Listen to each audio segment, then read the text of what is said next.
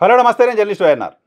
మహారాష్ట్రలో కూటమి సర్కార్ ఉంది. మహారాష్ట్రలో షిండే సేన, అలాగే భారతీయ జనతా పార్టీ, అలాగే అజిత్ పవార్ నేతృత్వంలోని ఎన్సీపీ, ఈ మూడు పార్టీల కూటమి అక్కడ అధికారంలో ఉంది.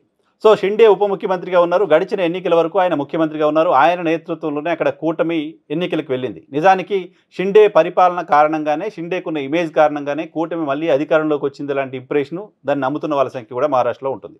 సో అటువంటి కూటమి అధికారంలోకి వచ్చిన తర్వాత ముఖ్యమంత్రి పీఠాన్ని షిండే ఆశించారు. భారతీయ జనతా పార్టీకి ఎక్కువ స్థానాలు, దాదాపు మెజార్టీ కంటే ఒక 7-8-10 స్థానాలు మాత్రమే భారతీయ జనతా పార్టీకి సొంతంగా వచ్చాయి. కాబట్టి భారతీయ జనతా పార్టీ ముఖ్యమంత్రి పీఠాన్ని తామే తీసుకోవాలనుకుంది. ఫడ్నవీస్ని ముఖ్యమంత్రిగా, షిండేని ఉప ముఖ్యమంత్రిగా చేశారు. సో షిండే ఉప ముఖ్యమంత్రిగా బాధ్యతలు తీసుకోవడానికే నిరాకరించారు. ఓపెన్గా విలేకరుల సమావేశంలోనే ఆయన ఆ విషయం పైన కాస్త తన అసంతృప్తిని వ్యక్తం చేస్తూ వచ్చారు. కూటమిలో ఆయన ఉప ముఖ్యమంత్రి పదవిని తీసుకోవడానికి సంబంధించి భారతీయ జనతా పార్టీ కేంద్ర నాయకత్వం ఆయన ఒప్పించింది.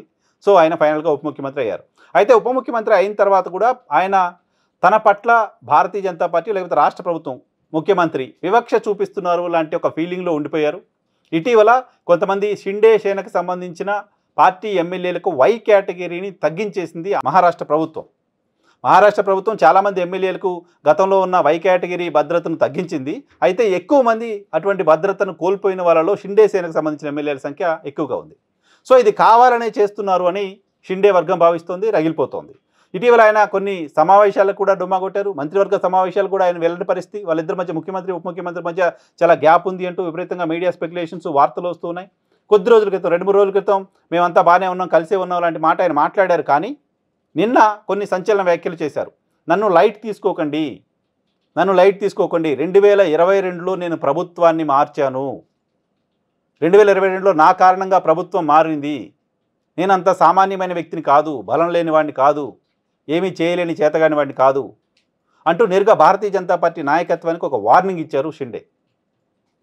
ఈరోజు దేశంలో భారతీయ జనతా పార్టీకి వ్యతిరేకంగా భారతీయ జనతా పార్టీకి సంబంధించిన నాయకులు కాదు, ఇతర పార్టీలకు సంబంధించిన నాయకులు కూడా గట్టిగా బలంగా మాట్లాడలేని ఒక వాతావరణం ఉంది. మహారాష్ట్రలో కూటమి ప్రభుత్వంలో భాగస్వామిగా ఉన్న షిండే నేరుగా భారతీయ జనతా పార్టీ నాయకత్వాన్ని ఉద్దేశించి ఇక్కడ ప్రభుత్వాన్ని నేను మార్చగలను జాగ్రత్త అంటూ ఒక వార్నింగ్ ఇవ్వడం దేశవ్యాప్తంగా సంచలనంగా మారింది. రాజకీయ వర్గాల్లో విస్తృతంగా చర్చకు దారితీస్తోంది. షిండే చేసిన ప్రకటన కేవలం ఆయన ఆవేదనతో చేసిన ప్రకటన, లేకపోతే అసంతృప్తితో చేసిన ప్రకటన, 2022లో ప్రభుత్వాన్ని మార్చాను అనే మాట ఇప్పుడు మాట్లాడడం వెనుక ఉద్దేశం ఏంటి?